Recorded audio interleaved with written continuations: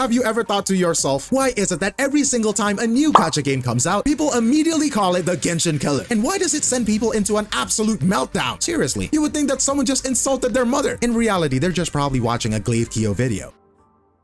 The second a new gacha game gets the Genshin killer label, the usual suspects come crawling out of the woodwork. Twitter threads, unhinged YouTube rants, Reddit essays longer than a Google Doc of a smelly rap. The complaints? It is just clickbait. No game will ever kill my Genshin Impact. Stop comparing them, just enjoy both. As if the entire gaming industry isn't built on competition. But here's the reality. As much as people pretend to hate the term, they can't stop talking about it. The outrage, the debates, the thousands of reaction videos, that is exactly why it works. The people who pretend to be above it can't help themselves. Like, I'm so tired of this drama. Proceeds to watch every single 20-minute video talking about it. Like, buddy, you are the drama. But here's the thing. This so-called annoying label isn't just marketing gimmick. It actually forces the genre to improve. When a new game gets slapped with a Genshin killer title, it is thrown into a high-stakes battle it never even signed up for. No trial period, no warm-up, just straight into the deep end. And suddenly, the expectations are sky high. If we're talking about a regular gacha game, it can probably get away with just being okay. A Genshin killer? It has to prove itself at a very high level. It's not enough to just have pretty waifus and flashy combat. At this point, almost every gacha game has that. It has to do better. Whether that's fairer monetization, deeper gameplay, or an actual endgame that isn't just collecting primo gems like Johnny Somali collecting jail time. And guess what? That pressure works. Because now, new gacha games can't just copy-paste the same formula and expect people to eat it up. They have to innovate or get laughed off the stage like how they did to Tower of Fantasy. Meanwhile, the top dogs like, oh, I don't know, a certain multi-billion-dollar game actually have to try instead of coasting on fan loyalty. You think Genshin suddenly introducing a new endgame mode was just coincidence? The 5-star selector, the weapon banner tweak? No! That is what happens when a new game enters the ring and people start asking questions. Calling something a big gacha game killer isn't about predicting a game's demise. It is about making sure no one gets too comfortable. And if your favorite game needs to be protected from competition, maybe it's not as untouchable as you think. Now, let's not pretend that the Genshin killer label just appeared out of thin air. Tectone practically invented it. And if you spend any time in the gacha community, you've seen Tectone sling that term around like it's a hawk to a coin rug pull scam. Love him or hate him, the guy has a knack for riling people up and keeping the chatter alive. Every time a new gacha drops, you can bet he's already got a video up asking if it's the one. And whether you agree to his takes or think he's just farming engagement, you can't deny that he shaped the people talk about these games. What he's really doing isn't just stirring the pot, it's keeping the conversation alive. By throwing bold claims into the mix, he forces people to actually look at these games, compare them, and figure out what works and what doesn't. It's not about predicting Genshin's downfall, it's about making sure that new releases don't get ignored. Some might call it pure clickbait, but in today's digital age, that is just smart content creation. Tectone's dramatic takes might seem excessive, but without them, half of these games wouldn't even make it into people's radar. So here's the Tectone, provoking controversy, driving conversation, and ensuring that every new release is at least given a fair shot in the arena. You know what else thrives on competition? Content creation. Unlike billion-dollar game studios, independent creators like me rely on actual community support. If you are enjoying this video and want to see more deep dives, hot takes, or just me ranting about gacha nonsense, consider joining the channel membership. Members get exclusive videos, behind-the-scenes content, and probably some bonus rants that definitely wouldn't make it into a normal upload. And if you want to go the extra mile, you can support the channel through my Streamlabs link in the description. Because keeping up with the gacha news is not keeping up with the Kardashians, it's a full-time job. And unfortunately, Hoyoverse is not cutting me a sponsorship. Huge thanks to everyone who is already supporting. It really does make a difference. Now, speaking of things that keep this genre alive, let's get back to why competition is the best thing that could happen to gacha. People love to act like comparing games is some kind of a war crime. Stop pitting games against each other. Like, okay, but how else are we supposed to figure out which ones are actually worth playing? Comparisons aren't just for drama. Although, let's be honest, they do fuel some absolutely hilarious Mr. Pokey tweets. They are how players articulate what works and what doesn't. When someone says, this game is a Genshin killer, what they're really saying is, hey, this one does something better. Maybe it has a fairer gacha system, more rewarding content, or wild concept, an actual reason to log in beyond daily chores. And yes, and if you're wondering, yes, these debates can get messy. Reddit threads turn into a digital war zone, Discord servers implode, and suddenly you see your favorite streamer Saint Tontus ranting about a Vars 2 video and getting into a 1v9 in a gacha cast.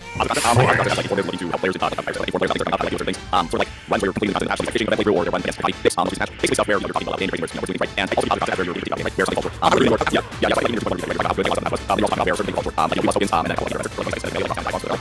But that chaos, that's how the genre evolves. If no one ever questioned the status quo, we would still be playing gacha games with 0.3% SSR rates, and content droughts that make Sumeru deserts from Genshin look like a tropical paradise. Every time people argue over whether a game is a killer, they're actually holding developers accountable. And if that makes some fanboys uncomfortable, well, maybe their favorite game should try a little bit harder. Look, whether you love or hate the Genshin killer label, you can't deny one thing: it gets people talking. In an industry where attention is currency, that is everything. And let's be real, most gacha games launch and disappear faster than 𝗖cie𝗽𝗆𝗵𝗁 promising daily Twitch streams. Without a strong marketing hook, they don't even get the chance to prove themselves before they're buried under whatever Hoyoverse is doing next. Calling something a big game killer forces people to pay attention. Even if they're just there to mock it, that is still engagement. And guess what? That engagement translates into actual players. People might check out a game just to see if it lines up with the hype, and before they know it, they're 40 polls deep into a banner, convincing themselves they totally don't have an addiction to gacha. Sure, the label is overhyped, but that's the point. If a game launches with zero discussion, it's already dead in the water. If calling it a Genshin killer gets it on people's radar, then guess what? It just won. And you would think the term Genshin killer was some kind of a personal attack, with how some people react to it. Newsflash, competition isn't a death sentence. It's a wake-up call. The second a new game starts gaining traction under this label, it puts pressure on everyone. Not just the new devs trying to prove themselves, but also the reigning champs who suddenly realize they can't afford to slack off. And that includes Genshin. Because when another game starts doing something better, Hoyoverse actually has to respond. Even if the so-called killer doesn't live up to the hype, it still raises the bar. Maybe it introduces a better pity system, a more rewarding endgame, or heaven forbid, a battle pass that isn't just a glorified chore list. And once players see that, they start demanding more from every game they play. The gacha industry thrives on engagement, and engagement thrives on competition. Without it, we would still be stuck in an era where devs get away with laziness because who else are you gonna play? Every game that enters the ring, whether it wins or not, pushes the whole genre forward. And if Genshin fans were really so confident that nothing could top their favorite game, they wouldn't be so scared of the conversation in the first place. It doesn't matter if a game actually kills anything. What matters is that people care enough to argue about it. And in an industry built on FOMO and constant engagement, that is everything. People don't realize just how much outrage-fueled marketing works. You see a new game getting called a Genshin killer, and suddenly EO makes a new tweet. YouTubers are making reaction videos on it, and streamers who swore they would never touch another gacha game are booting up just to roast it. And then a week later, some of them are hooked to it. Even if a game flops, the fact that it dominated the conversation for even a second means that it did something right. Hype alone can't sustain a bad game, but it can give a good game the visibility it needs to survive in a crowded market. If nobody is talking about a game, it might as well not exist. So yeah, the Genshin killer label is overused, but do you know what's worse? Irrelevance. At the end of the day, the real question isn't whether a game can actually kill Genshin, it is whether it can force the genre to evolve. And every time a new game gets that label, that is exactly what happens. It pushes developers to be better, it forces them to innovate instead of just recycling the same formulas. It puts pressure into existing games just to keep up instead of coasting on their success. And it makes sure players aren't just accepting whatever is thrown at them, but actively demanding more. So yeah, the term Genshin killer is overused, exaggerated, and sometimes flat out ridiculous. But you know what? It works. It keeps people engaged. It keeps studios on their toes. And it keeps the gacha industry from becoming a complacent, lifeless cash grab. And if your favorite game really is that untouchable, then ask yourself why